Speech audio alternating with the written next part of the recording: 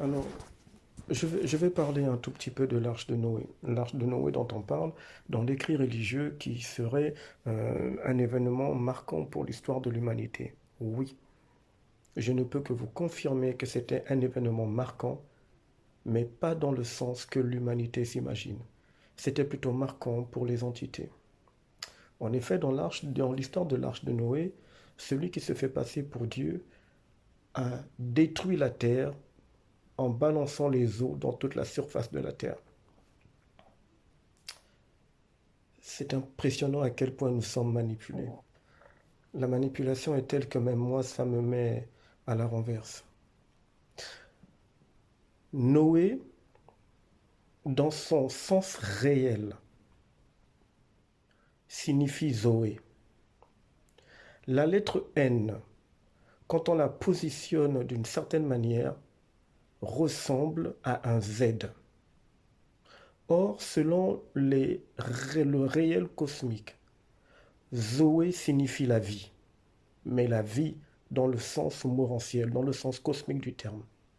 Donc quand on nous parle de l'arche de Noé, on nous parle en fait d'un arche ou d'une séquence matricielle, d'un temps dans lequel ce qui est vivant, réellement vivant au sens cosmique du terme, devait se retrouver mort, c'est-à-dire plongé dans les eaux astrales, totalement immergé dans les ténèbres astrales du démiurge. Donc Noé n'est pas du tout l'image d'un individu qui aurait sauvé quelques âmes et quelques animaux. Noé, c'est le contraire de Zoé, qui Zoé signifie la vie, et Noé dans ce sens signifie la plongée de l'humanité dans les eaux astrales, c'est-à-dire loin de la lumière systémique de l'esprit de chacun de nous.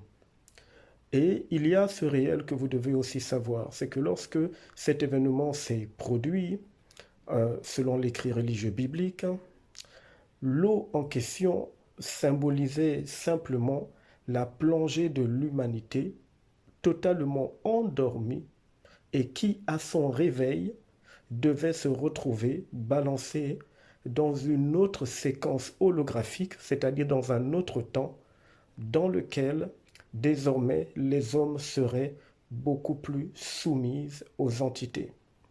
Donc l'eau qui a été présentée comme étant une séquence dans laquelle il fallait purifier la terre, ça voulait simplement signifier ici que les humains devaient être plongés dans un sommeil astral et qui, lorsque on les réveillerait, ils seraient dans d'autres corps, l'âme endormie, dans une autre réalité, avec un autre décor.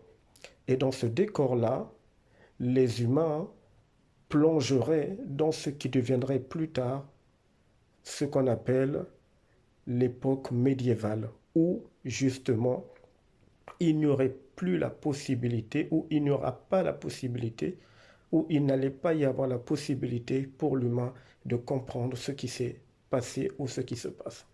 Donc il faut comprendre ici que l'arche de Noé, le déluge, est en fait un grand sommeil. On éradique totalement dans l'humanité les quelques personnes qui avaient compris la manipulation selon laquelle l'humanité est plongée dans un univers virtuel contrôlé par des entités, par une sorte de matrice artificielle qui a mis un décor qui est un hologramme palpable où il y a des rochers, des poissons et ainsi de suite. Et il fallait éradiquer le peu d'humains qui avaient accès à cette réalité. Et pour cela, il fallait plonger toute l'humanité dans les eaux astrales. Ensuite, réveiller cette humanité entre griffes, je dis bien entre griffes, et la remettre dans un scénario holographique dans lequel tout le monde, y compris donc ceux qui étaient un peu conscients de la manipulation, seraient totalement endormis. Donc l'arche de Noé sonne en fait le début de la mort astrale de l'humanité. Noé, c'est la mort. Parce que le contraire de Noé, c'est Zoé. Et Zoé, c'est la vie à l'échelle cosmique. À plus tard.